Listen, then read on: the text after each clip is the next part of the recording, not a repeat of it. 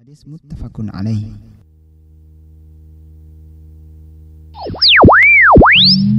Radio Hang 106 FM Muslim Batam, Indonesia. Qala innama ashku bathi wa huzni ila Allah wa a'lamu min Allah ma la ta'lamun.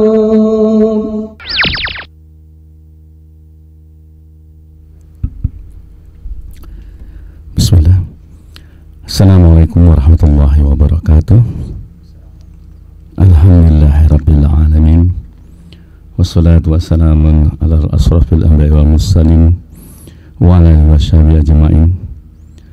Asyhadu an la ilaha illallah wahdahu la syarikalah wa asyhadu anna Muhammadan abduhu wa rasuluh. Allahumma shalli ala Muhammad wa ala ali Muhammad, amma ba'du. Sahabat yang dirahmati Allah dimanapun Anda berada, kita ucapkan puja dan puji syukur pada Allah Subhanahu wa Ta'ala, di mana pada kesempatan yang berbahagia ini kita masih diberikan kesempatan kenikmatan Islam dan kesehatan tentunya, yang insya Allah di kesempatan kali ini di program Muslim Fest Channel di edisi 6 April 2014 maksud kami, bertepatan dengan hari Ahad 6 Jumadil Akhir 1435 Hijriah. Seperti yang telah kami informasikan sebelumnya, bahwa insya Allah di kesempatan yang berbahagia ini kita akan diberikan tausiah oleh Al-Ustadz Badrus Salam LC dari Jakarta, dan beliau sudah berada di studio 1 pada Ustadz Jazakallah Khairan Ustadz, walaupun kemarin sudah cukup panjang memberikan ilmunya kepada kita dari mulai pagi hingga ke malam. Semoga Ustaz diberikan kesehatan Ustaz, insyaallah, amin ya rabbal alamin. Dan para sahabat yang dirahmati Allah dimanapun Anda berada, yang barangkali mempunyai kesempatan, silakan hadir di studio 1 di Radio Hang 106 FM. Dan bagi yang belum ada, silakan mendengar kami di saluran 106 FM tentunya. Baiklah, pada kesempatan pagi ini Ustaz akan melanjutkan tafsir Al-Quran dalam surat Al-Insyirah ayat 7 dan 8. Seperti biasa, nanti silakan interaktif dengan kami di 468106 dan 467106, dan juga silakan SMS ke nomor 085668410106 dengan menulis buah huruf KI spasi nama dan pertanyaan, lalu kirim ke nomor tersebut. Baik, untuk tidak membuang waktu, kita langsung saja kepada Ustaz. Tafadhal Ustaz. Alhamdulillahirabbil alamin, wassalatu wassalamu ala asyrafil anbiya wal mursalin nabiyina Muhammadin wa alihi wa sahbihi wa man tabi'ahum bi ihsanin ila yaumiddin. Asyhadu an la ilaha illallah wahdahu la syarikalah wa asyhadu anna Muhammadan abduhu wa rasuluh. Qala Allah Ta'ala fi kitabihil karim, ya ayyuhalladzina amanu taqullaha haqqa tuqatih wa la tamutunna illa wa antum muslimun, amma ba'd. Ayul ikhwah, para pendengar Hang yang berbahagia, Allah Subhanahu wa Ta'ala berfirman, fa idza faragta fansab wa ila rabbika farghab. Fa idza faragta fansab, apabila kamu telah selesai maka berdirilah. Pendapat-pendapat para ulama tentang ayat ini, apabila kita ringkas, ya, maka tidak lepas dari dua pendapat. Pendapat yang pertama, dan ini pendapat kebanyakan ahli tafsir, fa idza faragta fansab, apabila kamu telah selesai, maksudnya telah selesai dari suatu ibadah, fansab, maka berdirilah untuk melakukan ibadah yang lain. Yaitu apabila kita telah selesai sholat, maka berdirilah kita untuk berdoa kepadanya. Apabila kita telah selesai, ya, melakukan suatu ibadah, maka kita berdirilah menuju ibadah yang lainnya. Adapun pendapat sebagian ulama yang kedua, yaitu fa idza faragta ay faragta min amrid dunya, apabila kamu telah selesai, artinya telah selesai melakukan urusan dunia, fansab ila rabbika, artinya kamu hendaklah berdiri beribadah kepada Rabbmu. Allah Subhanahu wa taala di dalam ayat ini memerintahkan Rasul sallallahu alaihi wasallam apabila telah selesai dari suatu ibadah, maka hendaklah mempersiapkan diri menuju ibadah yang lainnya. Karena memang demikianlah kehidupan seorang mukmin akhul Islam. Ia tak lepas hidupnya dari ibadah demi ibadah.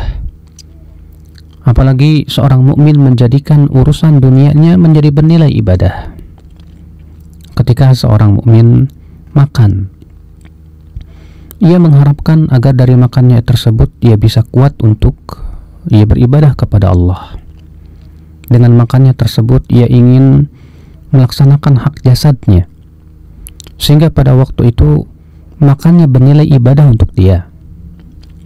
Ketika ia pergi menuju kantor untuk mencari nafkah, dia niatkan itu semua untuk mencari nafkah, sebagai kewajiban sebagai seorang suami untuk dia memberikan nafkah kepada istri dan anaknya. Maka pada waktu itu perginya ia ke kantor bernilai ibadah di sisi Allah Subhanahu wa taala. Ketika ia pulang dari kantor, ia pun bersegera untuk mempersiapkan ibadah yang lainnya. Ia berupa membaca buku, berupa sholat, berupa zikir, berupa yang lainnya. Demikian kehidupan seorang mukmin tak lepas dari ibadah demi ibadah. Karena itulah tujuan kehidupan seorang hamba. Allah Subhanahu wa taala menciptakan manusia dan jin tiada lain adalah untuk beribadah kepada Allah. Allah taala berfirman, "Wa ma khalaqtul jinna wal insa illa liya'budun." Tidaklah aku ciptakan jin dan manusia kecuali agar mereka beribadah kepadaku saja, kata Allah Subhanahu wa taala. Maka Allah berfirman, "Fa idza faraghta fansab." Apabila kamu telah selesai dari urusan ibadahmu tersebut, fansab, maka berdirilah untuk menuju ibadah yang lainnya. Berpindah dari satu ibadah menuju ibadah yang lain, ya akhul Islam. Ia berada di seorang mukmin itu ia tidak pernah menjadi pengangguran, akhi. Ia di atas ibadah akhirat atau ia di atas urusan dunia. Abdullah bin Mas'ud radhiyallahu anhu berkata, "Inni la anqut." Aku sangat benci rajulan farighan. Aku sangat benci kepada orang yang menganggur itu. La huwa fi amrid din wa la huwa fi amrid dunya. Ia tidak berada di atas urusan agama, tidak pula di atas urusan dunia. Pengangguran dalam Islam itu, ya akhi, perkara yang sangat dibenci. Seorang mukmin tidak mengenal istilah pengangguran. Seorang mukmin tidak lepas dari dua. Ia berada di dalam urusan dunia, dia memperbaiki dunia, mencari keridhaan Allah dari dunianya. Atau ia di dalam urusan agamanya beribadah kepada Allah Subhanahu wa taala. Jadi seorang mukmin itu tidak pernah dia gunakan waktu-waktunya untuk hal-hal yang tidak ada manfaatnya, yang tidak kembali kepada manfaat dunia ataupun ukhrawinya. Oleh karena itulah Allah Subhanahu wa taala di dalam ayat ini mensifati memerintahkan Rasulullah SAW. Allah berfirman, "Fa idza faraghta fansab." Apabila kamu telah selesai dari ibadah, fansab, berdirilah untuk ibadah yang lain. Apabila kamu telah selesai dari urusan dunia, maka bersegeralah kamu untuk berdiri kepada urusan akhirat. Atas pendapat yang kedua, yaitu bahwa apabila kamu telah selesai dari urusan dunia, maka berdirilah untuk menuju urusan akhirat. Artinya untuk menyeimbangkan. Karena ketika seorang hamba terus-menerus dia disibukkan dengan dunia, maka hatinya butuh makanan. Karena manusia itu hatinya itu sama dengan badan, akhi. Kalau badan kita itu butuh makanan, maka hati juga butuh makanan. Apa makanan badan? Makanan badan nasi, tempe. Tapi kalau makanan hati, ilmu, amal, keimanan, maka kita penting untuk memberikan makan hati kita. Ketika seorang hamba disibukkan dengan dunia, padahal ia tidak akan hidup selamanya dalam kehidupan dunia, hatinya akan gersang, hatinya akan merasa kelaparan, ia akan merasa kehausan. Maka segera ia pun berdiri kepada Allah Subhanahu wa taala, bermunajat untuk menenteramkan hatinya kembali. Itulah kehidupan seorang mukmin. Allah Subhanahu wa ta'ala mengatakan fa idza faragta fansab, apabila kamu telah selesai dari suatu ibadah atau dari urusan dunia, fansab, maka berdirilah kepada Rabbmu untuk beribadah kepadanya. Telah kita sebutkan tadi bahwa kebanyakan ahli tafsir menafsirkan ayat tersebut bahwa yang dimaksud dengan ayat itu, apabila kamu telah selesai dari suatu ibadah, maka berdirilah menuju ibadah yang lainnya. Dan sudah kita sebutkan tadi bahwa kehidupan seorang mukmin tidak lepas hidupnya dari ibadah demi ibadah. Seorang istri, ya, berada di dalam rumah, kesibukannya tak lepas dari ibadah. Ima ia melayani suaminya, ia mencuci, ya, pakaian suaminya, ia memasak untuk ia makan anak dan suaminya. Semua itu bernilai ibadah buat dia. Demikian pula seorang suami ketika ia telah selesai sholat subuh, segera ia pulang ke rumah, ya. Setelah itu ia bersiap-siap menuju kantornya pergi. Semua itu di dalam ibadah. Seorang mukmin tidak layak, ya akhi, kehidupan dia, saat-saatnya, waktu-waktunya ternyata berlalu tanpa ada manfaat pahala sama sekali. Kalau orang barat, ya, mereka mempunyai moto the time is money, katanya. Yang namanya waktu itu harus menghasilkan uang. Tapi seorang mukmin punya moto waktu itu adalah pahala. Seorang mukmin berusaha bahwa setiap detik-detiknya, setiap waktu-waktunya menghasilkan pahala demi pahala. Itu yang dia inginkan, ya, sebab ia tahu bahwa pahala itu segala-galanya untuk kebahagiaan ia dalam kehidupan akhirat. Adapun uang habis dalam beberapa bulan, sedangkan pahala itu yang akan dia bawa menuju kuburan dia, yang akan dia bawa menuju kehidupan akhirat dia, bahkan sebagai bekal dia menuju surga dia. Oleh karena itulah kehidupan setiap mukmin itu selalu berpindah dari satu ibadah menuju ibadah yang lainnya. Ya, bahkan sudah saya sebutkan tadi, makannya saja seorang mukmin berpikir bagaimana makannya itu bernilai ibadah. Tidurnya bagaimana bernilai ibadah. Seorang mukmin ya tidak ingin tidurnya itu ternyata tidak bernilai ibadah, tidak diberikan pahala apa-apa. Dia berpikir bagaimana cara tidurnya supaya bernilai ibadah. Kata Rasulullah, ya, idza arada ahadukum an yattaji, idza taja ahadukum ala firasyi, apabila seseorang telah berbaring di atas tempat tidurnya, wa nawa an yatahajjat aw yaquma bil lail, dan dia berniat untuk salat malam, ya, faghalabatu ainah, rupanya ia kalah oleh matanya, tidur sampai subuh padahal sudah berniat tahajud. Kataballahu lahu ma nawa, maka Allah Subhanahu wa ta'ala akan tuliskan untuk dia apa yang ia niatkan tersebut. Wa kana naumuhu lahu sadaqah, dan tidurnya menjadi sedekah buat dia. Subhanallah.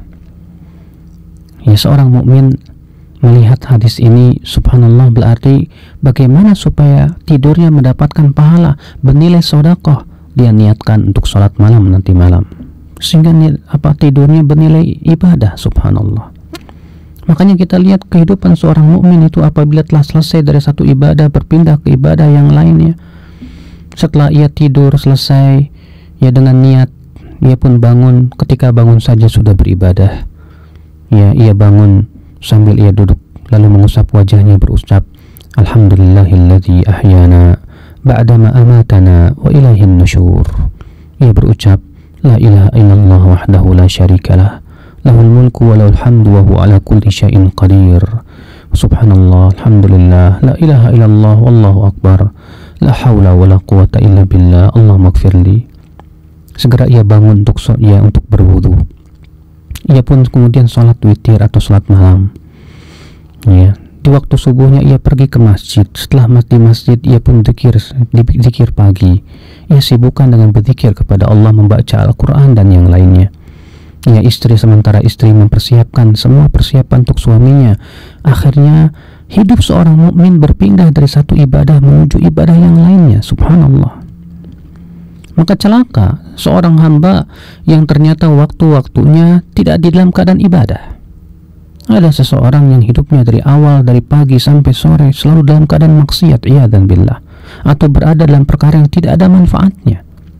Maka dari itulah ya akhi, Ya, ayat ini menyuruh kita apabila kita telah selesai dari satu ibadah, kita persiapkan ibadah yang lainnya. Demikian.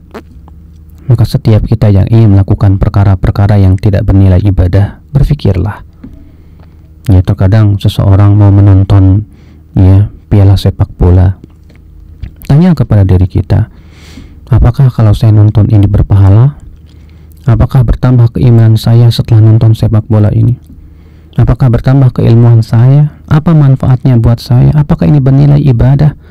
Seorang mukmin, setelah dia berpikir kalau ini tidak bernilai ibadah, percumalah kalau begitu waktu saya lewat begitu saja, tidak ada manfaatnya, tidak ada gunanya. Saya tidak mau sedetik pun, semenit pun, apalagi 1 jam lewat tanpa ada pahala di sisi Allah Subhanahu wa Ta'ala.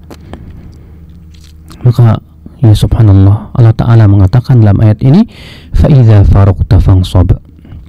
Lalu Allah berfirman, وَإِلَى رَبِّكَ فَارْغَبْ. Dan kepada Rabbmu berharaplah, berkeinginanlah. Artinya hendaknya kamu hanya berkeinginan kepada Allah, hanya berharap kepada Allah. Al-Imam Ibnu Qayyim rahimahullah menyebutkan bahwa rogbah ilallah, berharap kepada Allah, berkeinginan kepada Allah adalah merupakan modal seorang hamba menuju kehidupan akhiratnya. Beliau berkata, wa amma rogbatu fillah wa iradatu wajhih wa syauqu ila liqa'ih fahiya ra'su malil abdi wa milaku amrih. Adapun ar-rogbah fillah, berharap kepada Allah, menginginkan wajahnya, rindu untuk bertemu dengannya, maka ia adalah modal seorang hamba. Wa milaku amrih, bahkan itu adalah merupakan kunci urusannya. Wa qawamu hayatihi thayyibah, bahkan itu adalah pondasi kehidupannya yang bahagia. Wa aslu sa'adatihi wa falahih, bahkan itu adalah pokok kebahagiaan dan keberuntungannya.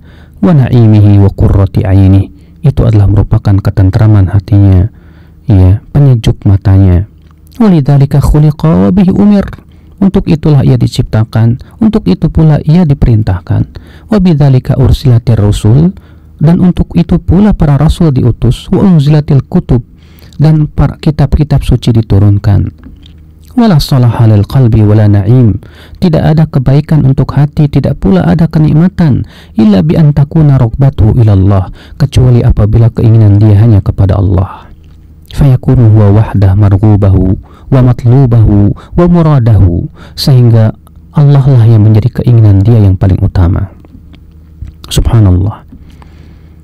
Ini sebuah ayat yang agung. Allah Ta'ala mengatakan, wa ila rabbika farghab, dan kepada Rabbmu berkeinginanlah kamu.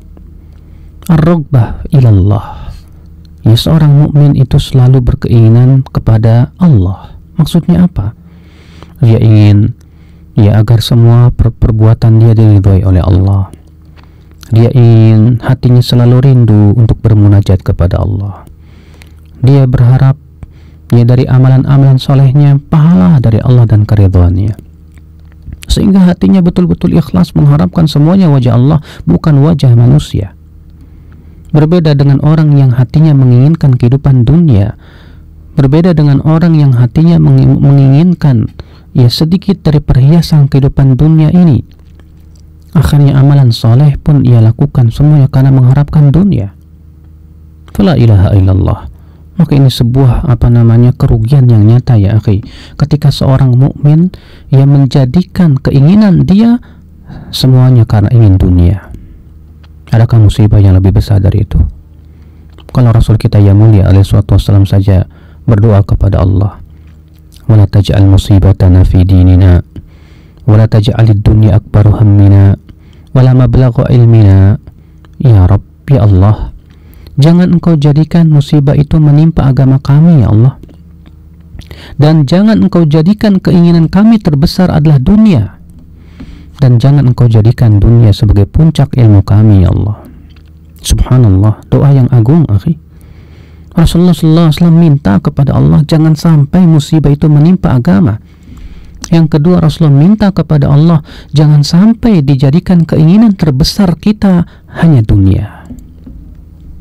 Tahukah kita ya akhi, bahwa keinginan dunia adalah cita-cita yang rendah. Namanya juga dunia ya. Dunia itu kan dari kata dana yadnu, artinya rendah. Makanya Allah menjadikan alam semesta yang paling rendah itu dunia. Yang paling rendah itu dunia. Disebut dunia kenapa? Karena letaknya paling rendah, paling bawah dia. Maka orang yang keinginannya hanya dunia berarti keinginannya rendah. Sementara seorang mukmin keinginannya adalah Allah. Yang dia inginkan ridho Allah. Dia tidak peduli dengan ridho manusia. Manusia ridho kepada dia atau tidak ridho, dia tidak peduli. Karena dia yakin bahwa keridhaan Allah segala-galanya. Dia yakin kalau Allah ridho kepadanya, walaupun manusia tidak ridho kepada dirinya, Allah akan cukupi dia. Karena Allah yang memberikan rezeki kepada dia. Bukankah Rasul kita yang mulia alaihi salatu wassalam bersabda, "Man ardallaha bisakhatin nas, wakalahu Allahu ilan nas, wa man ardan nasa bisakhatillah. Man ardallaha bisakhatin nas, kafallahu mu'natan nas, wa man ardan nasa bisakhatillah, wakalahu Allahu ilan nas." Siapa yang mencari keridhaan Allah walaupun manusia marah kepadanya, murka kepadanya, Allah akan cukupkan ia dari manusia. Dan siapa yang mencari keridhaan manusia dengan yang mengorbankan keridhaan Allah kepada dia, maka Allah akan serahkan ia kepada manusia. Allah tidak akan peduli dengan dia. Ya akhal Islam, azakumullah, para pendengar hang yang berbahagia. Allah Subhanahu wa ta'ala dalam ayat ini mengatakan, wa ila rabbika farghab, dan kepada Rabbmu berharaplah, berkeinginanlah. Jadikan keinginan kita semuanya Allah. Dalam makan kita, dalam minum kita, dalam berpakaian kita, di dalam bekerja kita, apalagi dalam ibadah kita. Dan jangan kita jadikan keinginan kita, harapan kita semuanya dunia. Karena itu bisa menghancurkan kehidupan kita. Dunia tidak akan bukanlah negeri yang akan kekal ya akhi. Kemuliaan dunia sebentar lagi pun akan hancur. Karena Allah Subhanahu wa ta'ala tidaklah mengangkat seseorang dengan dunia kecuali Allah pasti suatu ketika akan menjatuhkannya lagi. Dunia menyebabkan seorang hamba itu berada dalam kegelisahan demi kegelisahan. Bahkan para arbabud dunia, para anak-anak dunia, hati mereka tersiksa oleh dunianya. Tapi ketika seseorang berharapnya hanya kepada Allah, keinginan dia yang terbesar adalah Allah Subhanahu wa ta'ala, dia akan selalu merasakan ketentraman, akhi. Dia akan selalu merasakan kenikmatan dan kenikmatan, kebahagiaan hati. Kenapa? Karena keinginan dia yang terbesar Allah, kehidupan akhiratnya. Maka subhanallah, betapa indahnya seorang hamba, seorang mukmin yang selalu rindu untuk bermunajat kepada Allah. Kenapa? Karena itu tanda dia telah mencintai Allah ya akhi. Orang yang rogbahnya hanya kepada Allah itu merasakan manisnya iman di hati dia. Kenapa? Karena dia hanya berharap kepada Allah. Allah lebih ia cintai dari segala-galanya. Rasulullah lebih ia cintai dari segala-galanya. Kalau Allah dan Rasulnya sudah ia lebih cintai, maka pada waktu itu dia akan merasakan manisnya iman. Sebagaimana sabda Rasulullah SAW, "Thalathun man kunna fihi wajada bihinna halawatal iman." Ada 3 perkara. Siapa yang ada padanya 3 perkara ini, maka ia akan merasakan manisnya iman. Ayyakunallah wa rasuluhu ahabba ilahi mimma siwahuma. Allah dan Rasulnya lebih ia cintai dari segala-galanya. Wa an yuhibbal mar'a la yuhibbu illa lillah. Dan ia mencintai orang lain, cintanya karena Allah. Wa an yakraha an ya'uda fil kufri kama yakrahu an yuqdhafa fin nar. Dan ia tidak suka untuk kembali kepada kekufuran sebagaimana ia tidak suka untuk dilemparkan ke dalam api. Subhanallah. Orang yang harapannya selalu kepada Allah, hatinya akan diberikan keindahan dan ketentraman. Al-Imam An-Nawawi rahimahullah ketika menafsirkan hadis yang saya sebutkan tadi bahwa orang yang ada padanya 3 perkara dia akan merasakan manisnya iman. Apa maksudnya manisnya iman itu? Kata beliau, maksudnya diberikan kelezatan ketika ia beribadah kepada Allah, akhi. Dan memang demikian, kalau antum sholat, yang antum pikirkan dunia, saya yakin ya, kita tidak akan bisa khusyuk dalam sholat kita. Kalau kita sholat, keinginan kita dunia, ada orang sholat tahajud misalnya, niatnya rupanya supaya dilancarkan rezekinya. Motivasi sholat tahajudnya rupanya dilancarkan rezekinya. Ternyata setelah sholat tahajud rezekinya nggak lancar-lancar. Akhirnya dia tinggalkan sholat tahajud. Dia pun malas. Kenapa? Rupanya motivasi dia mengharapkan dunia. Bagaimana ia akan bisa istiqomah ya akhi? Kenapa? Karena harapan dia adalah dunia, bukan Allah Rabbul Izzati wal Jalalah. Di hatinya hanya ada dunia, ya. Bahkan terkadang redup sudah di hatinya keinginan mengharapkan keridhaan Allah semata. Banyak di antara kita terkadang ya akhi ya, puasa niatnya karena mengharapkan dunia. Ya, berinfak niatnya mengharapkan dunia. Ada orang ya bergumam di hatinya, saya mau infakkan nih fios saya, ya biar diganti ya saya mau infakkan fios saya ini biar diganti mobil yang lebih mewah dari ini. Rupanya motivasi dia dari berinfak itu diganti di dunia, subhanallah. Padahal kata Rasulullah SAW, man kanat hammuhud dunya, siapa yang keinginan dia hanya dunia, ya, apa yang terjadi? Farraqallahu alaihi syamlah, Allah akan cerai beraikan urusan dia. Wa ja'alal faqra baina 'ainaihi, dan Allah akan jadikan kefakiran itu di antara dua matanya, di pelupuk matanya. Wa atatud dunya wa hiya wa lam ya'tihi minad dunya illa ma kutibalah, dan dunia tidak akan mendatangi dia kecuali yang dituliskan saja untuk dia. Wa man kanat hammul akhirah, dan siapa yang keinginan dia adalah hanya akhirat saja, ya, keinginan dia hanya akhirat, dia tidak mengharapkan dunia. Ketika ia berinfak, dia bergumam di hatinya, saya tidak membutuhkan dunia, saya hanya ingin agar Allah berikan saya pahala, agar Allah ridhai saya. Ketika ia sholat tahajud, ia tidak ada motivasi keinginan dunia, yang diharapkan hanyalah Allah subhanahu wa ta'ala. Maka kata Rasulullah apa? Wa man kanat hamul akhirah, siapa yang keinginan dia hanya akhirat, ya, jama'allahu syamlah, Allah akan kokohkan urusannya. Wa ja'al ghina fi qalbi, Allah akan jadikan kekayaan di hatinya. Wa atatud dunya wa hiya raghimah, dan dunia akan mendatanginya dalam keadaan dunia itu terhina di matanya. Itulah ya akhi, ya, orang-orang yang hanya mengharapkan Allah. Dia tidak mengharapkan sedikit pun dari dunia, dari amal ibadahnya. Kenapa? Karena ia tahu bahwa kalau ia mengharapkan dunia dari amal ibadahnya, tak bernilai di sisi Allah. Allah Ta'ala berfirman dalam surat Hud, man kana yuridul hayatad dunya wa zinataha nuwaffi ilaihim a'malahum fiha wa hum fiha la yubkhasun. Barang siapa yang menginginkan dari amalannya tersebut kehidupan dunia dan perhiasannya, maka kami akan berikan dari apa yang dia amalkan tersebut, apa dari niatnya tersebut, dari motivasinya tersebut, apa yang diinginkan tanpa dikurangi. Ulaika alladzina laisa lahum fil akhirati illa an-nar, mereka itu tidak mendapatkan apa-apa dalam kehidupan akhirat kecuali api neraka. Wa habita ma sana'u fiha wa batilum ma kanu ya'malun, batal amalan dia, sia-sia usaha dia. Apakah kita tidak boleh meminta dunia, Ustadz? Meminta atau berdoa memang tempatnya meminta, tapi untuk berniat dan motivasi sebelum beramal, jangan diharapkan padanya dunia. Bedakan antara niat dengan doa, akhi. Ketika kita beribadah, berniat mengharapkan dunia, atau mengharapkan dua, mengharapkan kehidupan akhirat dan mengharapkan dunia, itu menyebabkan kita tidak mendapatkan pahala sama sekali.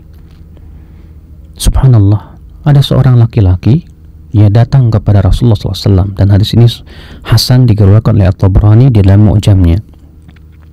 Lalu dia berkata, ya Rasulullah, ara'aita rajulan goza yaltamisul ajr wa yaltamisul dzikr, malahu. Dia ada, bagaimana pendapatmu ya Rasulullah tentang orang yang berperang di jalan Allah, tapi dia mempunyai dua niat, dia mengharapkan pahala dari Allah dan dia pun juga mengharapkan sebutan dari manusia. Apakah dia mendapatkan sesuatu? Kata Rasulullah, laisa lahu syai', dia tidak mendapatkan apapun. Artinya tidak dapat dosa, tidak dapat pahala. Innallaha la yaqbalu minal amal illa ma kana khalisan wabtughiya bihi wajhuh. Allah tidak menerima suatu amal kecuali yang betul-betul ikhlas dan mengharapkan wajah Allah saja. Al-Imam As-Suyuti ketika beliau membahas tentang orang yang haji, niatnya dua. Niat yang pertama niat haji, yang kedua niat bisnis. Kata beliau, dilihat mana yang paling kuat dari dua niat tersebut. Apabila yang dominan, yang paling kuat adalah niat hajinya, maka dia dapat pahala. Dan apabila yang paling kuat dari niat hajinya tersebut untuk bisnis, bukan untuk hajinya, tapi untuk bisnis, maka pada waktu dia dapat dosa. Dan apabila sama-sama kuat, ya, niat haji dan niat bisnisnya sama-sama kuat, 50-50, maka pada waktu itu kata Al-Imam As-Suyuti, tasaqata, ya, saling berguguran. Dia tidak dapat pahala, dia pun tidak dapat dosa. Merugi kalau begitu ya akal Islam. Inilah ya akhi, makanya Allah Subhanahu wa ta'ala mengatakan wa ila rabbika farghab, dan kepada Rabbmu-nya, artinya hanya kepada Rabbmu lah kamu hendaknya berharap. Seorang mukmin itu harapannya hanya Allah. Dia tahu apa yang ada di sisi Allah lebih baik daripada dunia. Subhanallah akhal Islam. Cobalah kita renungkan sedikit. Dunia di mata Allah rendah. Disebutkan dalam hadis yang sahih, suatu ketika Rasulullah SAW sedang melewati pasar, ya, dengan beberapa sahabat. Lalu kemudian Rasulullah SAW ia menemukan di pasar bangkai anak kambing. Lalu kemudian Rasulullah SAW ia mengangkat, ya, bangkai anak kambing tersebut sambil berkata kepada para sahabat, siapa di antara kalian yang mau membeli, ya, bangkai ini dengan 1 dirham? Apa kata para sahabat? Tidak, kami tidak mau, hai Rasulullah. Kata Rasulullah, siapa yang mau memilikinya? Ya, artinya ya sudah, saya kasih gratisan, nggak perlu dibayar 1 dirham. Apa kata para sahabat? Wahai Rasulullah, kalaupun ia masih hidup, kami tidak mau menerimanya. Kenapa? Karena ini kambingnya cacat. Bagaimana sekarang sudah menjadi bangkai? Apa kata Rasulullah? Dunia ahwan indallahi min hadha. Ya, sungguh dunia itu lebih rendah di mata Allah daripada bangkai kambing ini, kata Rasulullah SAW. Bayangkan akhi, dunia ternyata lebih rendah di mata Allah daripada bangkai kambing. Sedangkan amalan saleh di mata Allah mulia tidak? Naam. Ya, ucapan subhanallah wa bihamdi subhanallahil azim sangat berat di mata Allah. Sampai-sampai kata Rasulullah, kalimatani khafifatani fil lisan, thaqilatani fil mizan, habibatani indar rahman. 2 kalimat yang ringan di lisan, berat dalam timbangan, dicintai oleh Allah yang Rahman. Apa itu? Subhanallahi wa bihamdi subhanallahil azim. Kalau begitu zikir, salat, amalan saleh di sisi Allah mulia sekali, sementara dunia rendah sekali. Tanyakan kepada diri kita dan kepada teman-teman kita, bagaimana pendapatmu? Kalau ada orang yang menukar emas 1 gram atau 1 kilogram dengan kotoran manusia, saya yakin dia tidak akan mau melakukan itu. Saya yakin ya dia tidak akan pernah mau itu. Bagaimana tidak? Kotoran manusia di mata manusia sangat rendah, sementara emas di mata manusia sesuatu yang mulia. Demikian pula orang yang beramal saleh tujuannya mengharapkan dunia, akhi.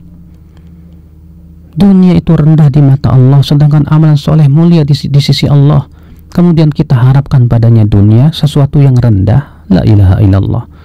Allah tidak ridha itu ya akhi.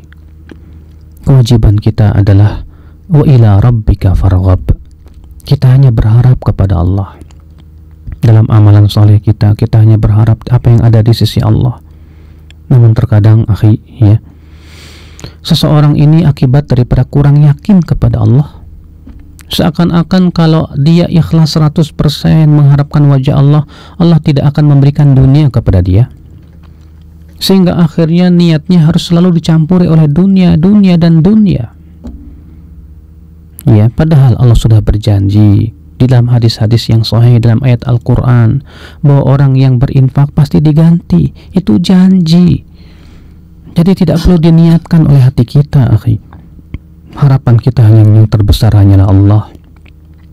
Ya, harapan kita yang terbesar adalah keridhaannya, kehidupan akhirat, itu yang terbaik. Oleh karena itu Allah Subhanahu wa ta'ala mengecam orang-orang yang lebih berbahagia dengan dunia. Allah berfirman, wa farihu bil hayatid dunya wa mal hayatud dunya fil akhirati illa mata'. Mereka bergembira dengan kehidupan dunia, padahal kehidupan dunia dibandingkan dengan akhirat kecuali kesenangan yang menipu, kata beliau, kata Allah Subhanahu wa ta'ala, kesenangan yang sedikit sekali. Allah juga menyebutkan wal akhiratu khairu wa abqa, dan akhirat itu lebih baik dan lebih kekal. Maka dari itu ya akhi, ya, jadikan ayat ini sebagai kaidah dalam kehidupan kita. Allah mengatakan fa idza faragta fansab wa ila rabbika farghab. Apabila kamu telah selesai dari ibadah, berdirilah menuju ibadah yang lain. Apabila kamu telah selesai dari urusan dunia, maka segeralah berdiri menuju ibadah. Kemudian kita hanya berharap kepada Allah. Dari ibadah kita, dari dunia kita, yang kita harapkan hanyalah keridhaan Allah, kehidupan akhirat, karena itu yang lebih kekal, lebih panjang. Sedangkan dunia rendah di mata Allah, dunia fana, dia akan hancur. Akhul Islam, kita mohon kepada Allah Subhanahu wa ta'ala agar Allah menjadikan hati kita selalu berharap keridhaannya, agar Allah menjadikan kita selalu hidup kita tak lepas dari ibadah dan berpindah dari ibadah menuju ibadah berikutnya, sehingga kita kemudian menjadi orang-orang yang sukses dan beruntung di dunia dan akhirat. Amin ya rabbal alamin. Allahu a'lam.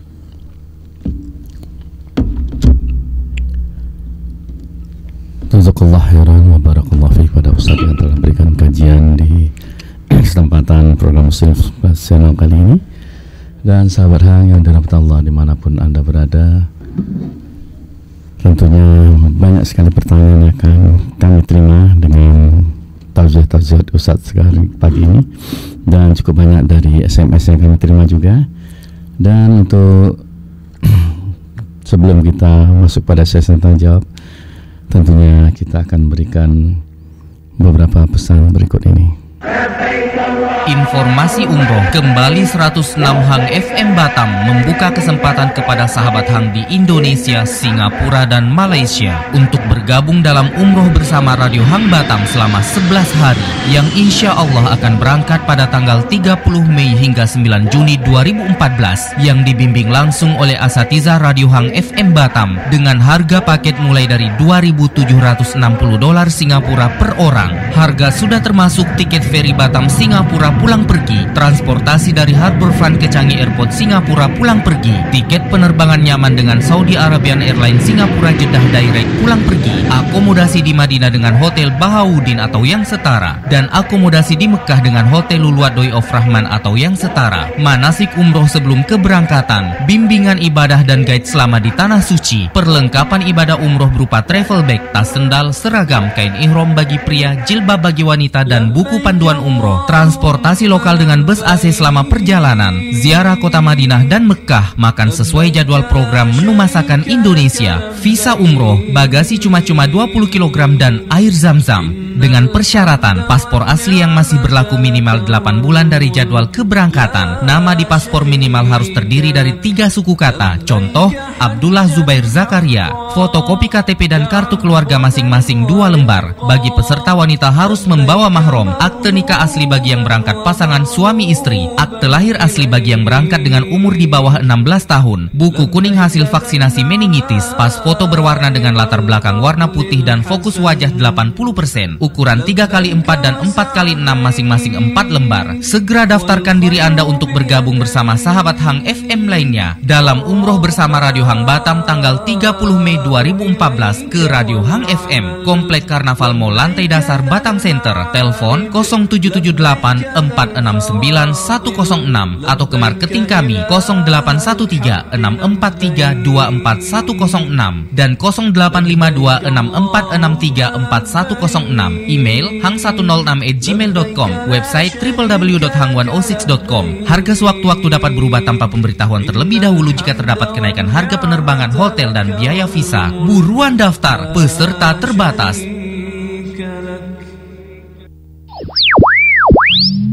Radio Hang 106 FM Muslim Batam, Indonesia. Yauma taral mu'minina wal mu'minat yas'a nuruhum baina aydihim wa bi aymanihim bushrakumul yawm jannatun tajri min tahtiha al-anhar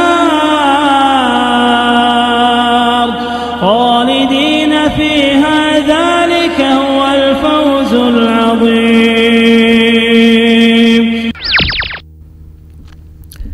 Sahabat Hang yang dirahmati Allah dimanapun Anda berada, kita masuk pada sesi tanya jawab.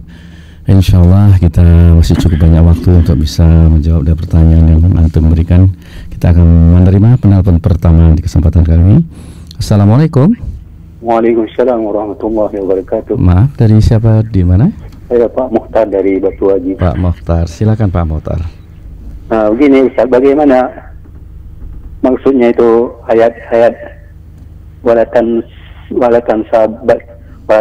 nasibak wabtaghi fima ataqallahu daral akhirah walatan nasibaka minad dunya.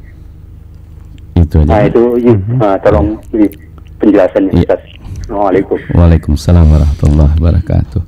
Allah Subhanahu wa taala berfirman, "Wa bataghi fima ataqallahu daral akhirah wa la tansa nasibaka minad dunya." Carilah apa yang Allah sediakan untuk kamu dari kehidupan akhirat, namun jangan kamu lupakan nasibmu dari kehidupan dunia. Cobalah Bapak, ya. Apabila seseorang berkata kepada Bapak, "Cari akhirat, jangan lupakan dunia." Lalu ada orang lagi berkata kepada Bapak, "Cari dunia, jangan lupakan akhirat." Apa coba perbedaan dari dua perkataan itu, Pak? Orang yang berkata cari akhirat, jangan lupakan dunia, artinya jadikan dunia sebagai wasilah menuju akhirat. Artinya akhirat sebagai tujuan kita, dunia wasilah. Bahkan kita berusaha menjadikan dunia sebagai wasilah menuju akhirat. Kita mencari nafkah, kita makan dan minum dan yang lainnya, berpikir bagaimana supaya mendapatkan kehidupan akhirat. Tapi ketika seseorang berkata cari dunia, jangan lupakan akhirat, seakan ia berkata dunia segalanya, akhirat itu hanya sampingan saja. Sedangkan Allah memerintahkan kita untuk mencari akhirat, jangan lupakan dunia. Maka itulah kehidupan seorang mukmin. Ya, seorang mukmin tidak meninggalkan dunia, tidak. Dia mencari nafkah, karena itu dia yang diperintahkan oleh Allah dan Rasulnya. Tapi ia berharap dari mencari nafkahnya itu untuk mendapatkan pahala yang besar, Bapak. Karena apa? Karena keinginan terbesar dia adalah kehidupan akhirat. Oleh karena itu, Bapak, seorang mukmin itu mencari dunia, lihat para sahabat yang kaya raya itu. Utsman bin Affan, Abdurrahman bin Auf, konglomerat para sahabat, Pak. Apakah mereka setelah mencari dunia dengan mendapatkan kenikmatan yang banyak, rezeki yang luas, mereka tertipu? Tidak. Apakah mereka menjadi sombong dengan hartanya? Tidak. Apakah mereka jadi lalai dari menuntut ilmu dan beribadah kepada Rabbnya? Tidak. Bahkan mereka orang yang paling khusyuk di dunia. Makanya Allah memuji mereka dalam firman-Nya, rijalun la tulhihim tijaratun wala bai'un an dzikrillah. Mereka adalah orang-orang yang tidak dilalaikan oleh oleh perniagaan dan jual beli dari berzikir kepada Allah. Padahal mereka berjual beli, padahal mereka berniaga, tapi perniagaan tidak membuat mereka lalai dari zikir kepada Allah. Sementara kita selalu beralasan, sudahlah, jangan akhirat terus, harus imbang dunia akhirat, katanya. Kita itu harus 50-50, jangan akhirat terus. Akhirnya perkataan itulah yang dia gunakan sebagai tameng dia untuk berpaling dari kehidupan akhirat. Padahal kalau dia mau jujur, baiklah, Kamu katakan kamu harus seimbang dunia akhirat. Tapi apakah kamu sudah seimbang? Berapa jam Anda mencari dunia? Bekerja di kantor berapa jam? 8 jam. Baik. Kalau 8 jam Anda bekerja di kantor, dengan kaidah Anda harus seimbang, berarti Anda 8 jam harus beribadah kepada Allah. Dan itu tidak akan mampu siapapun. Maka dari itu, ya konsep seperti ini konsep yang batil, Bapak. Kita harus menjadikan akhirat itu tujuan kita. Kita mencari dunia pun tujuannya untuk berharap pahala dari kehidupan akhirat. Bahkan makan dan minum kita, bahkan bersetubuhnya Bapak dengan istri Bapak, ya bagaimana supaya menghasilkan pahala, subhanallah. Maka dari itulah kehidupan mukmin sebagaimana sudah kita sebutkan tadi ya, selalu berpindah dari ibadah menuju ibadah. Ingat, ibadah itu bukan cuma baca Quran. Jangan Bapak kira ibadah itu cuma sholat saja. Jangan Bapak kira ya ibadah itu hanya umroh haji saja. Tidak, Pak. Ibadah itu kata Syekhul Islam Ibnu Taimiyah, ya ismun jami'un li kulli ma yuhibbuhullahu wa yardah min al-aqwali wal af'ali adh-dhahirati wal batinah. Ibadah itu adalah sebuah nama yang mencakup semua yang Allah cintai dan ridhai, berupa perkataan, perbuatan yang tampak maupun yang tersembunyi. Ya ketika Bapak pergi ke kantor mencari nafkah, ketika kita niatkan untuk mencari nafkah sebagai sebuah kewajiban yang diperintahkan oleh Allah, bukankah itu bernilai ibadah? Ya. Kemudian kita makan dengan niatkan supaya kita kuat beribadah kepada Allah dan menjaga kesehatan kita dan fisik kita, agar kita selalu bisa beribadah kepada Allah. Bukankah itu bernilai ibadah? Ya. Itulah ya kehidupan mukmin itu sekali lagi tidak lepas dari ibadah menuju ibadah yang lainnya. Tak lepas dari pahala dan pahala, subhanallah. Maka dari itu Bapak ya, ayat tersebut tidak menunjukkan seakan-akan kita disuruh melupakan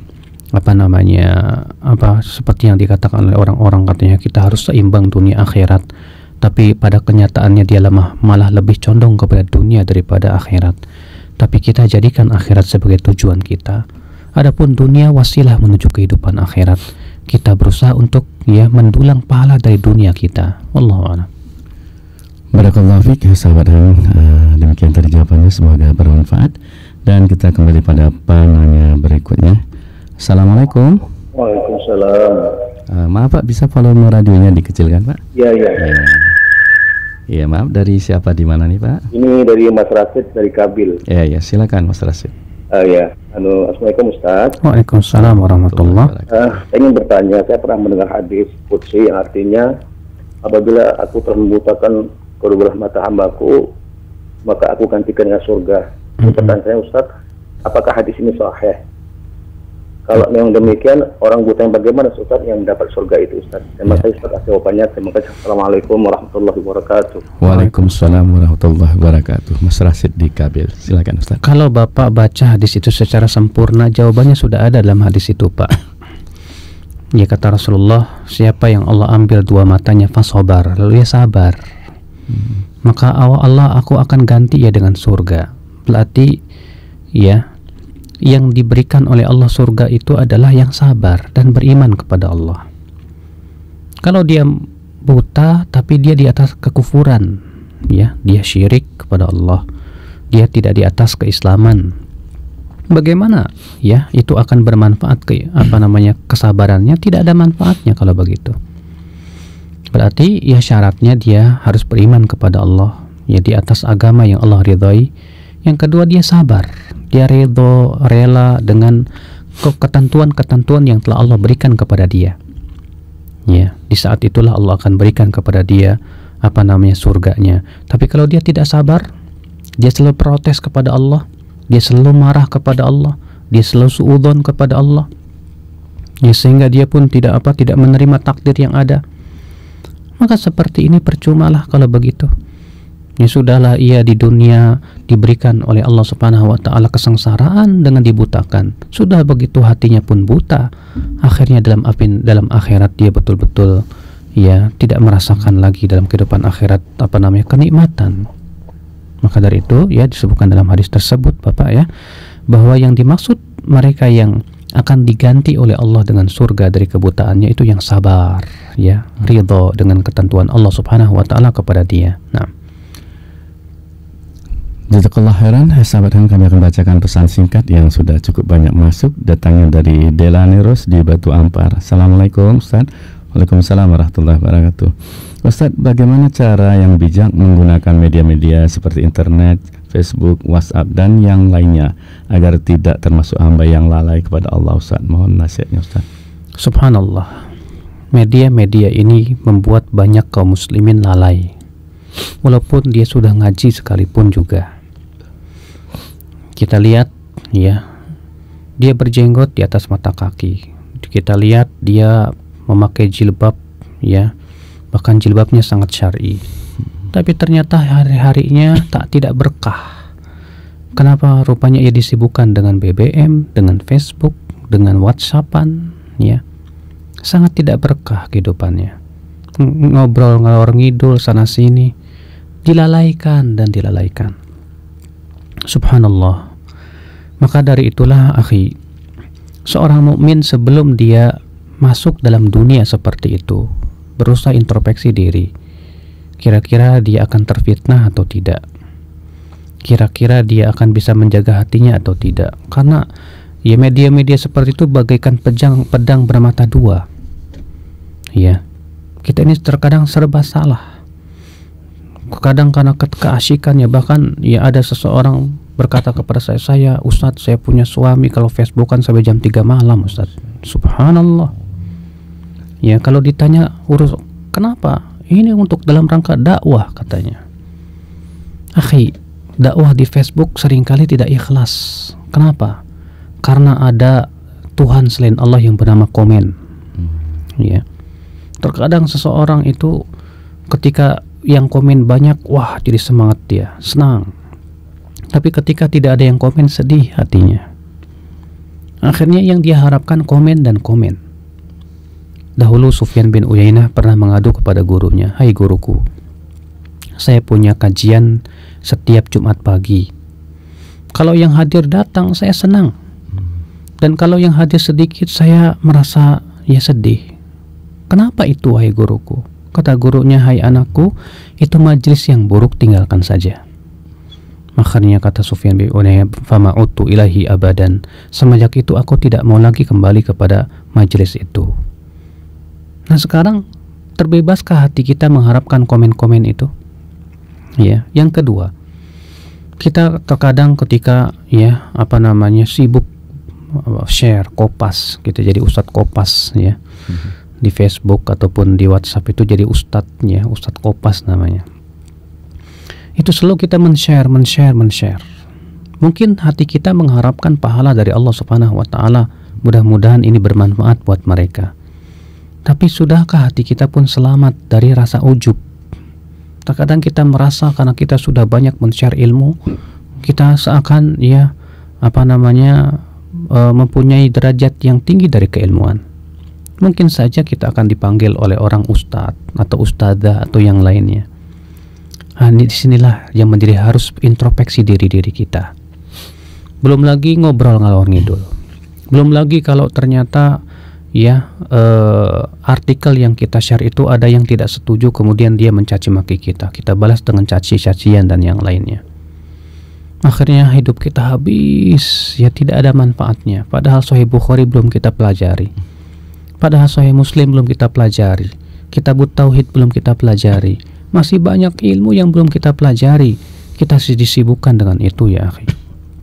Belum lagi kalau ada yang datang itu ya invite dari teman-teman akhwat atau ikhwan, akhirnya terjadi obrolan dan yang lainnya. Subhanallah, cobalah seorang mukmin sedikit berpikir, ya, tentang kehidupan dia apabila ia terus-menerus disibukkan dengan perkara-perkara seperti itu. Apa yang akan ditanya oleh Allah Subhanahu wa taala kelak? Maka dari itu, ya akhi, cobalah kita sedikit fakih untuk lebih mendahulukan yang lebih penting dari itu. Sibukkan dulu dengan menuntut ilmu, duduk di majlis taklim, menghafalkan Al-Quran, menghafalkan hadis. Masih banyak ayat-ayat Al-Quran yang belum kita hafal, masih banyak hadis-hadis yang belum kita hafal, masih banyak matan-matan ilmu yang belum kita hafal. Tapi subhanallah kita kemudian ya lebih banyak dan lebih asyik, ya. Sampai-sampai ada yang memberikan sebuah anekdot yang lucu. Katanya ya Jepang bisa membuat Line, Amerika bisa bikin WhatsApp, Kanada bisa bikin BlackBerry. Ya, negara ini bisa bikin ini. Adapun Indonesia punya waktu buat membaca itu semua. Subhanallah, ya, akhirnya kita dipermainkan oleh media-media dan lalai akhirnya waktu kita ya kurang dan sedikit sekali manfaat yang kita bisa rasakan di sana. Maka ya akhi, a'azzakumullah, bukannya saya mengatakan itu tidak boleh. Kalau memang ternyata itu dipergunakan semaksimal mungkin untuk mendakwahi manusia, ya alhamdulillah. Tapi bagi kita yang berusaha untuk berpikir bagaimana mencari yang lebih bermanfaat, maka itu sangat menyibukkan terkadang. Bukankah Allah Ta'ala berfirman, "Huwallazi khalaqal mauta wal hayata liyabluwakum ayyukum ahsanu amala." Dialah Allah yang telah menciptakan kematian dan kehidupan untuk Allah menguji kamu siapa yang paling baik amalnya. Ingat, Allah mengatakan yang paling baik amalnya. Kita ingin menjadi yang terbaik dan yang paling baik, ya. Dan ternyata kita tidak dapati hal itu dalam media-media seperti itu. Yang terbaik yang dicontohkan oleh para ulama duduk bersimpuh di hadapan guru menuntut ilmu Allah Subhanahu wa taala. Ya, yang terbaik itu yang dicontohkan oleh salafus saleh. Ya, mereka lebih disibukkan dengan berzikir kepada Allah, membaca Al-Qur'an dan yang lainnya yang lebih bermanfaat. Maka ya akhal Islam, ya berhati-hatilah, waspadalah. Karena media-media itu adalah hakikatnya pedang bermata dua yang bisa menebas kita, ya, sehingga menjerumuskan kita ke dalam akhirat, ke dalam neraka. Atau hal seperti itu bisa yang menyeret kita ke surga. Namun terkadang untuk menyeret ke surga, subhanallah, banyak sekali aral-aral yang melintang di sana. Allahu a'lam. Barakallahu fiik Ustaz, dengan jawaban yang sangat mendalam tadi. Dan sahabat, kita kembali pada pertanyaan berikutnya. Assalamualaikum. Waalaikumsalam. Maaf, Fakir, dari siapa, di mana? Di Ahilman, di Tanjung Uma, Ustaz. Ya, silakan. Pertanyaannya begini saya. Ketika anak berdoa, alhamdulillah, tapi anak kurang sabar. Kemarin tuh anak merasakan sendiri ya di imigrasi waktu anak bikin paspor ya. Anak cuma berdoa dalam hati aja, tapi rasanya itu macam mana ya? Memang tak sabar. Rupanya sampai dalam semua orang menolong anak. Kiat-kiat apa yang harus kita lakukan dengan kesabaran itu, Ustaz? Assalamualaikum. Waalaikumsalam warahmatullahi wabarakatuh. Saya katakan Anda belum sabar.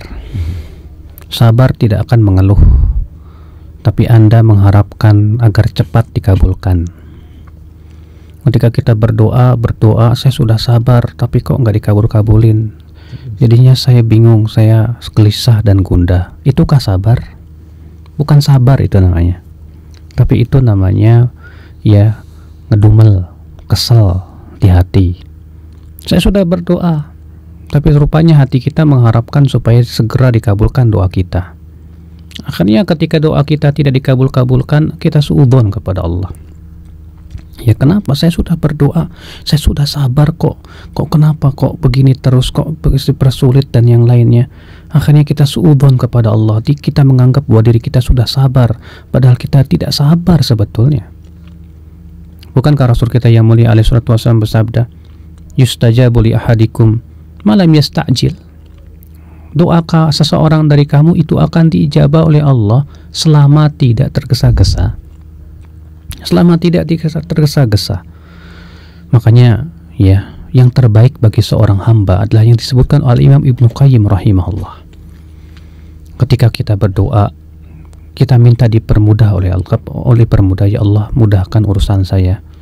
Lalu setelah itu kita serahkan semuanya kepada Allah. Ya, karena Allah ternyata persulit. Ya, barangkali Allah ingin menguji keimanan kita, untuk menguji dan melihat kesabaran kita. Ketika Allah berikan kemudahan, ya, barangkali Allah Subhanahu wa taala ingin agar kita ini bersyukur kepadanya. Jadi semuanya diserahkan kepada Allah Subhanahu wa taala saja. Ya, setelah itu kita bertawakal kepada Allah, memohon agar kita diberikan kekuatan terus, ya, untuk bisa mensyukuri nikmatnya, bersabar di atas ujian dan cobaannya. Ya, kita ini selalu pengennya dikasih terus oleh Allah. Ya, kalau nggak dikasih marah. Tiap berdoa maunya dikabulin terus apa yang kita inginkan. Padahal kata Rasulullah, seorang hamba itu akan dikabulkan doanya, tapi dengan salah satu dari 3. Yang pertama, disegerakan apa yang dia minta. Yang kedua, disimpan di dalam surga. Yang ketiga, dihindarkan dari mara bahaya. Iya, itu pengabulan dari Allah. Karena kita tidak tahu, ya, barangkali kalau dikabulkan langsung oleh Allah itu tidak baik buat kita. Tapi kita ini sering suudzon kepada Allah Subhanahu wa taala. Jangan demikian, akhi. Ya, jangan Anda katakan saya sudah sabar sementara Anda mengeluh kepada Allah kemudian bersuudzon kepada Allah. Itu namanya bukan sabar. Allahu a'lam. Baik, sahabat, kita kembali membacakan pesan singkat datangnya dari Umi Batu Aji. Ustadz, suami ana kerja freelance, pendapatan seadanya. Dulu waktu di PT masih bisa pergi mengaji atau daurah. Sejak keluar tidak pernah lagi ana bisa ajak suami ke daurah. Kadang karena tidak ada uang, tidak ada bensin, harus kerja untuk dapat uang. Bukankah kita dengan menuntut ilmu akan dimudahkan rezekinya, Ustadz? Mohon nasihatnya, Ustadz. Jazakallah khairan. Inilah fenomena mengharapkan dunia dari amalan saleh. Dia ingin kalau menuntut ilmu rezekinya dimudahkan.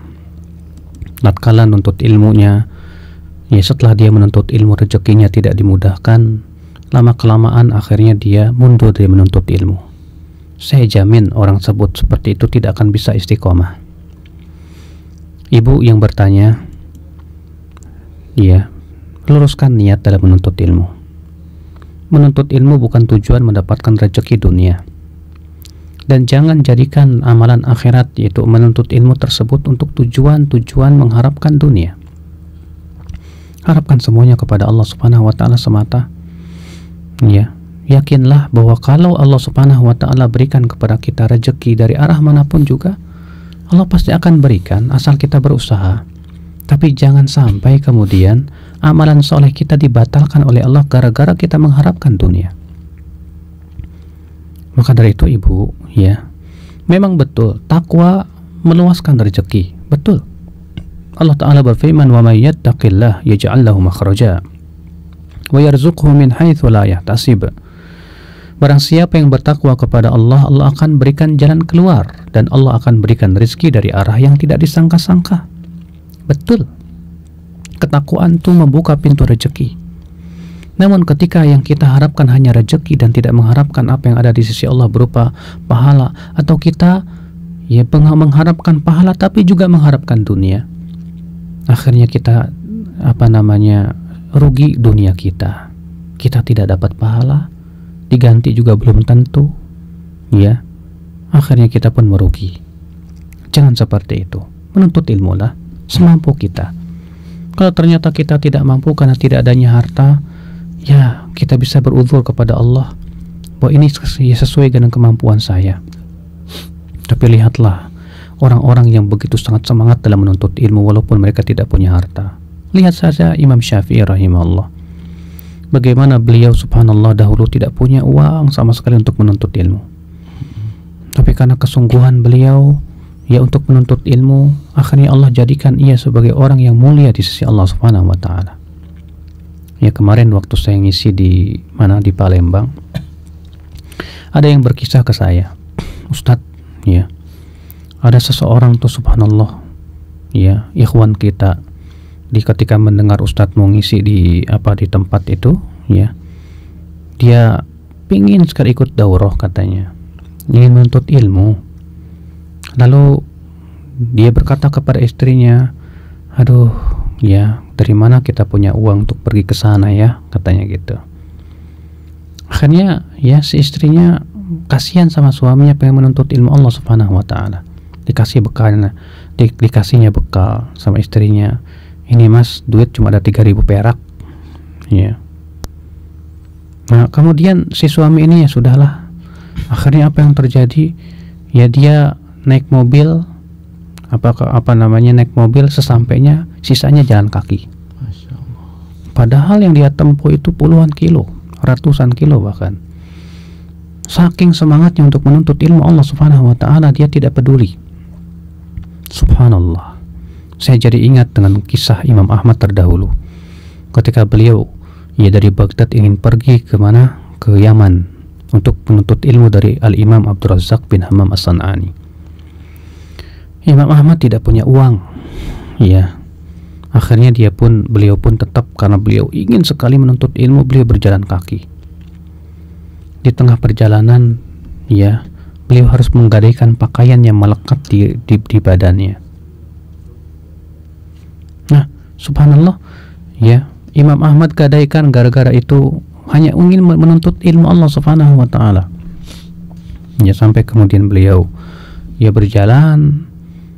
Bayangkan dari Baghdad ke Yaman berapa ribu kilometer itu, ditempuh oleh Imam Ahmad bin Hanbal, demi untuk menuntut ilmu Allah Subhanahu wa taala. Kita ini cuma di Batam saja, dari sana ke sini paling berapa meter, berapa kilo, sudah mengeluh. Kalau di zaman dahulu berpuluh-puluh kilo mereka tempuh dengan berjalan kaki, tidak peduli, yang penting mereka mendapatkan ilmu. Tapi itulah kita kurang semangat, kurang ikhlas. Selama ini semangat kita masih sangat kurang sekali. Motivasi dan semangat kita baru berkobar ketika ada motivasi dunia. Kalau ada motivasi dunia, baru hati kita berkobar, subhanallah. Tapi kalau motivasinya akhirat, pahala kehidupan akhirat, siapa yang menuntut ilmu maka diberikan oleh Allah pahala begini dan begitu, kurang tergerak hati kita.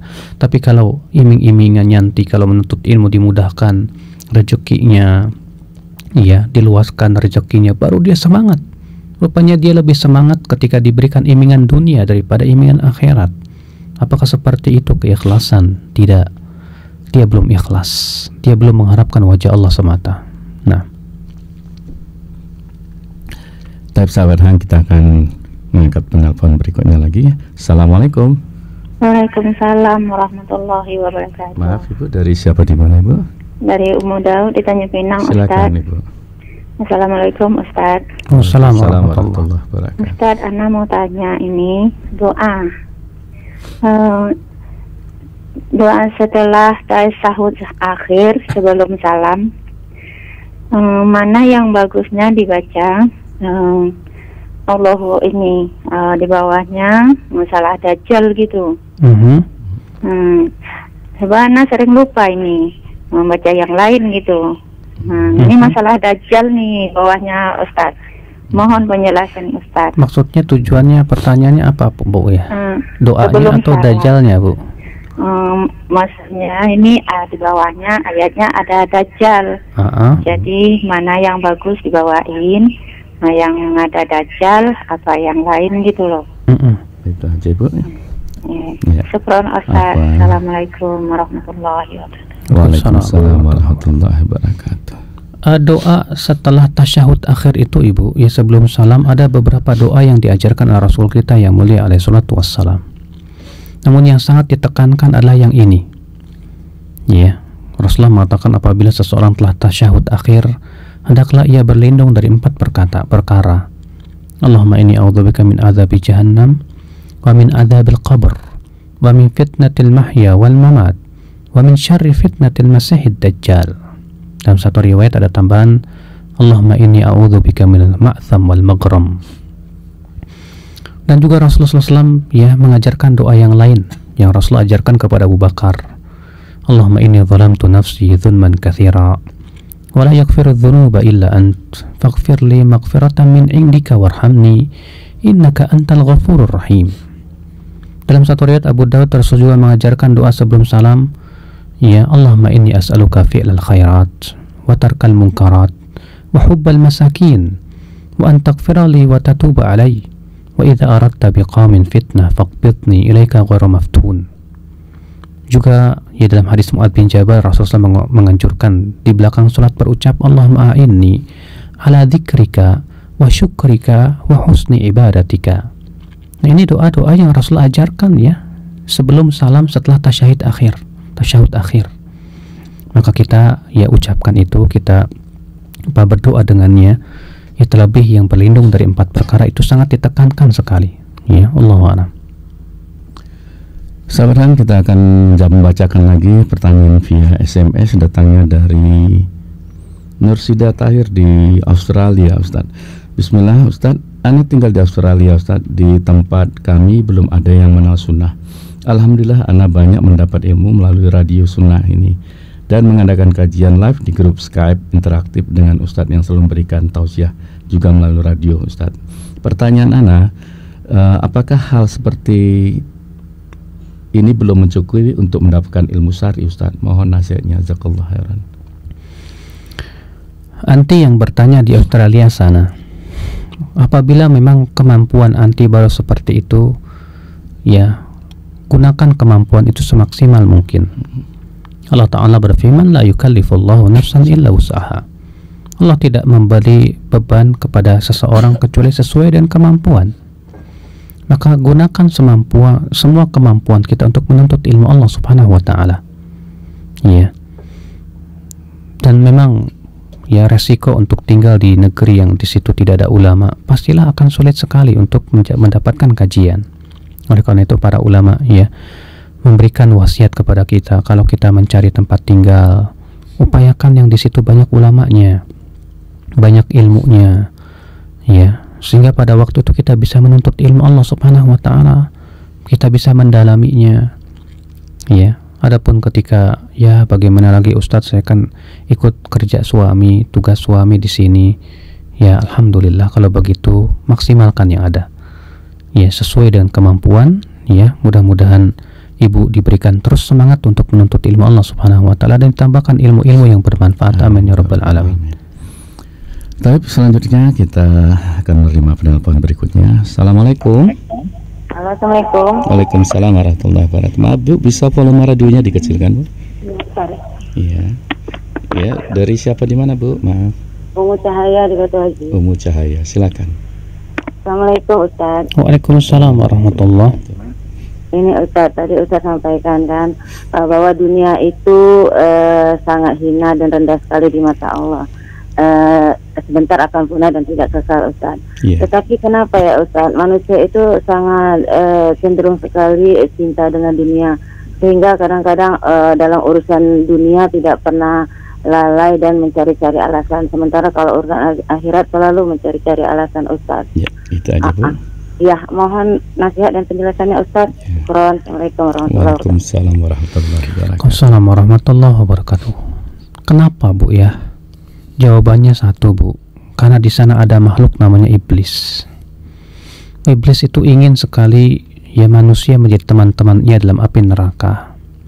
Iblis menggunakan dunia untuk menggoda manusia. Coba dengarkan sumpah iblis. Allah Subhanahu wa Ta'ala menghikayatkan tentang iblis bersumpah. Apa kata iblis? Fabima aghwaytani la aq'udanna lahum siratakal mustaqim.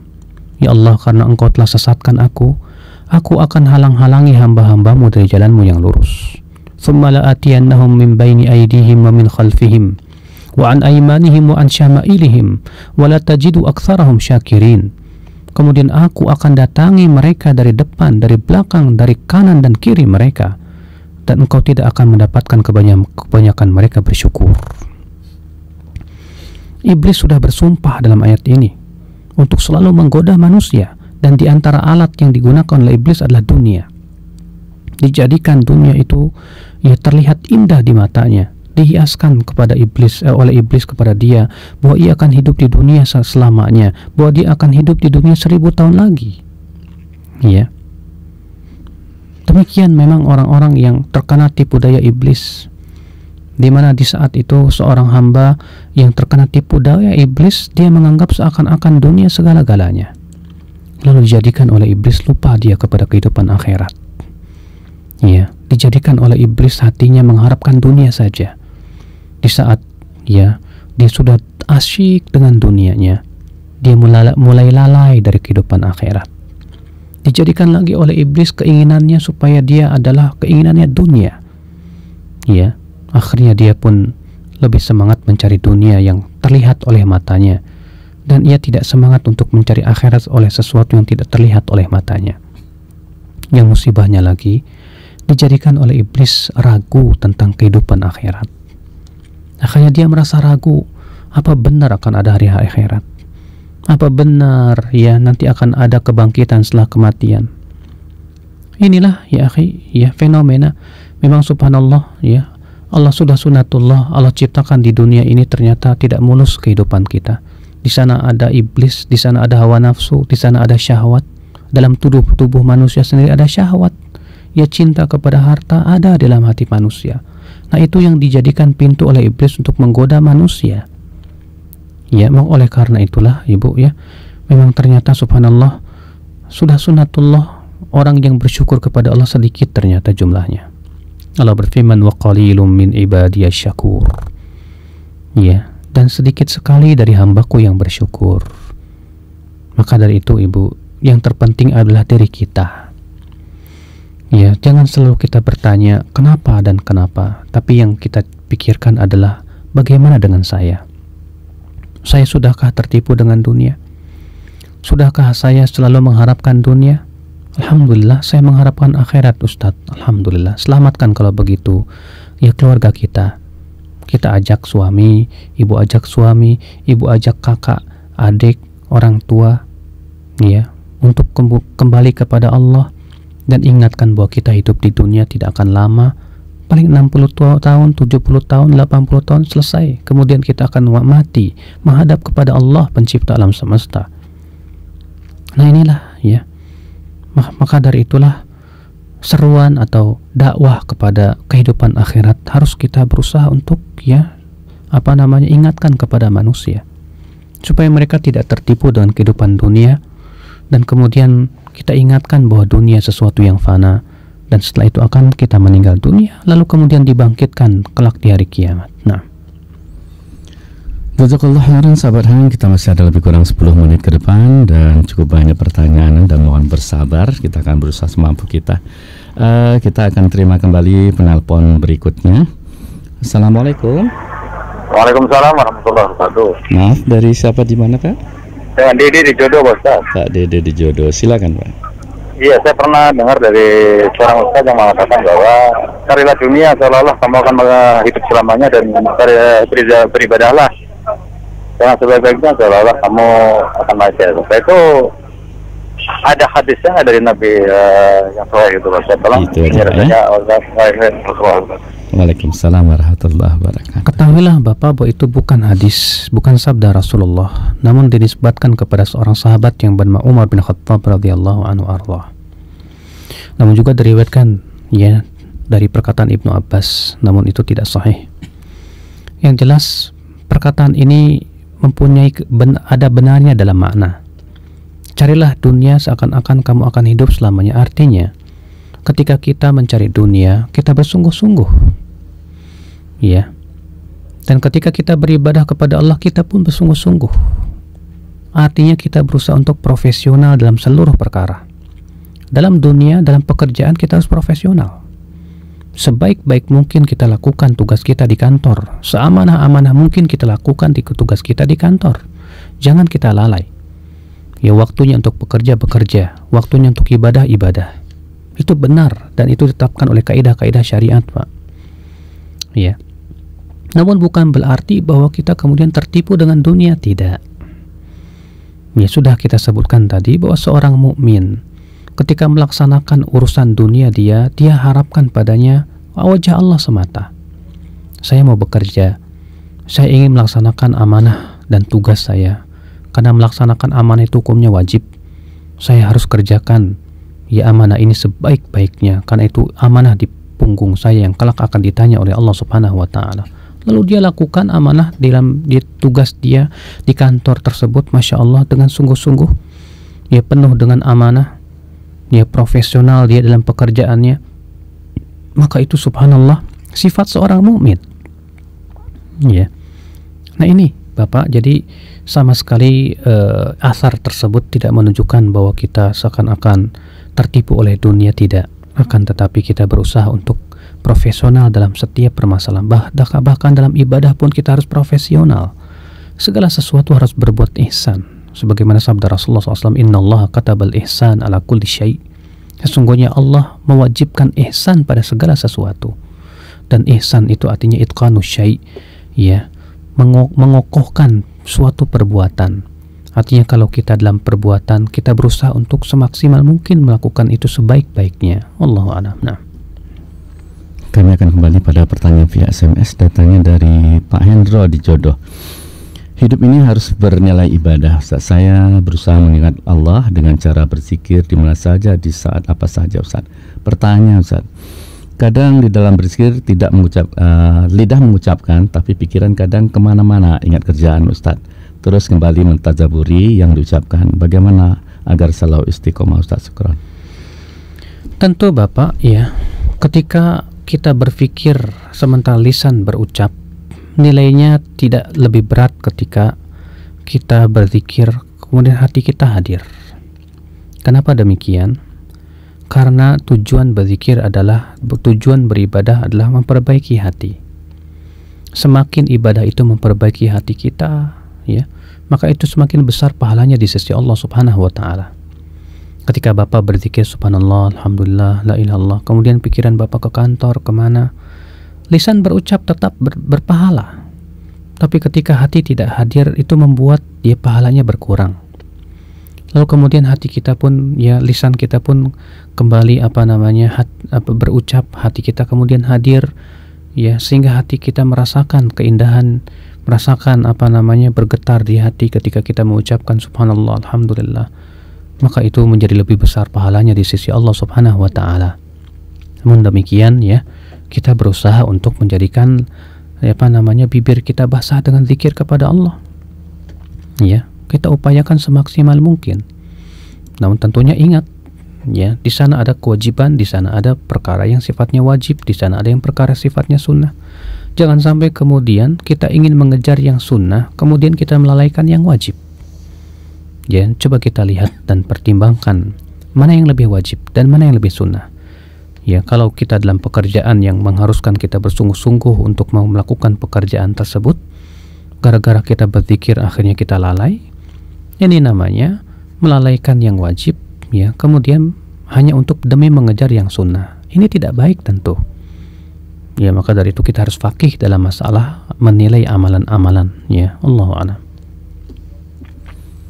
Sahabat yang dirahmati Allah dimanapun Anda berada, kita akan mengakhiri kajian ini sekitar 4 menit ke depan, dan kami akan menunggu penelpon dari antum. Dan jika tidak ada, kita akan membacakan satu pertanyaan terakhir lewat SMS. Datangnya dari Abu Sakila, Ustadz, di Bengkong. Assalamualaikum Ustadz. Waalaikumsalam warahmatullahi wabarakatuh. Ustadz, ana mau tanya, ana kerja di PT. Jika datang waktu sholat zuhur, ana masih bisa sholat berjamaah. Tetapi ketika datang waktu asar, ana tidak bisa sholat jamaah, sholat sendiri, ya. Nah, Ustadz, apakah ana berdosa tidak melaksanakan sholat jamaah ini, Ustadz? Syukran. Apabila, ya, kita tidak bisa sholat berjamaah karena ada tugas kantor yang harus dilaksanakan, misalnya menunggu, ya, mesin harus berjalan terus, tidak bisa ditinggalkan, akhirnya gara-gara itu kita tidak bisa sholat berjamaah, maka tentu hal seperti ini termasuk uzur. Ya, perkara seperti ini termasuk uzur syar'i insyaallah. Maka pada waktu itu kita sekali lagi harus faqih mana yang harus lebih kita dahulukan. Jangan sampai kemudian mendahulukan yang lebih tidak utama dan meninggalkan yang lebih utama. Ya, mendahulukan yang tidak wajib akhirnya melalaikan yang wajib. Nah, ini tentunya kita harus melihat dengan keilmuan, dengan kefakihan, sehingga pada waktu itu kita tidak menjadi orang-orang yang merugi di dalam beramal saleh, tapi kita bisa mendapatkan yang maksimal dan yang paling maksimal di dalam amalan saleh kita. Wallahu a'lam. Sahabat yang dirahmati Allah dimanapun Anda berada, dengan berakhirnya dari jawaban Ustaz tadi, maka program Muslim Plus Channel kita hari ini kita cukupkan sampai di sini. Insya Allah kita akan bersama kembali dalam hari yang sama dengan schedule yang sama dengan Ustadz yang tentunya sudah sesuai schedule kita. Pada Ustadz, jazakallah khairan Ustadz atas nasihat Ustadz. Semoga kita selalu diridhoi Allah Subhanahu wa taala. Amin ya rabbal alamin. Sahabat Hang, sebelum kita menutup acara ini, kami informasi bahwa insyaallah Ustadz akan tetap memberikan kita daurah ilmiah di auditorium Radio Hang 106 FM. Silakan hadir pada tempat yang telah kami sebutkan. Ajaklah saudara kita, kolega kita maupun teman-teman yang insya Allah kita akan mendapatkan faedah dari apa yang beliau sampaikan. Adapun pada topik kesempatan kali ini yaitu orang-orang yang diinginkan kebaikan oleh Allah Subhanahu wa taala. Tentunya kita ingin tahu apa dan bagaimana. Mari kita hadir dalam daurah tersebut. Saya Abu Hanifan mohon maaf apabila ada kesilapan. Mari kita tutup dengan doa penutup majelis. Subhanakallah bihamdika asyhadu alla ilaha illa anta astaghfiruka wa atubu ilaik. Billahi taufiq wal hidayah. Wassalamualaikum warahmatullahi wabarakatuh. Radio Hang 106 FM Muslim Batam, Indonesia. Qala innama ashku bathi wa huzni ila Allah wa a'lamu min Allah ma la ta'lamun.